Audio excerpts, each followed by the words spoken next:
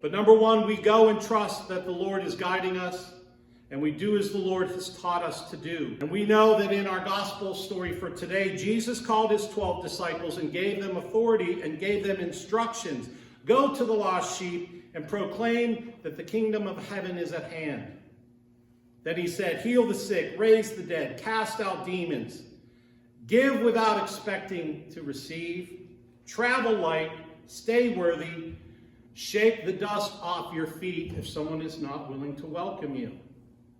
If someone does not want to hear the message, you're not a salesman trying to get them to buy into it. You'll waste a lot of time and you'll lose heart. And we know that Peter and John believed. They healed a lame man in the name of Jesus Christ. They had to deal with hostile authorities. They had to obey God rather than men. And this is how the mission of God is carried out.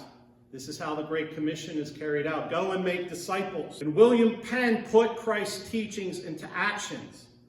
Because here's the thing, even though the king said, you can have this land, William Penn did not simply believe it and take it by force. He actually made deals with the Native Americans and paid for the land, and that there were negotiations made. And actually, he had to pay many different tribes for the same pieces of land because they all claimed that they had the right to it based on past conquests. Think about you having to pay for the same piece of land that you have a couple times. There's evidence that supports this, and that he made these deals with the Lenape people, or the Delaware Indians, and he conducted these different transactions over and over again.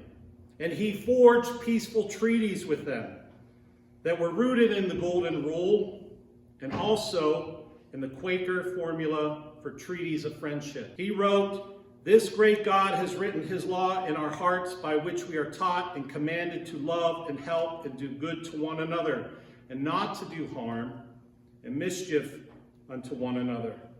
I have great love and reward for you. I desire to win and gain your love and friendship by a kind, just, and peaceable life. Afterward, the Lenape called William Penn their brother.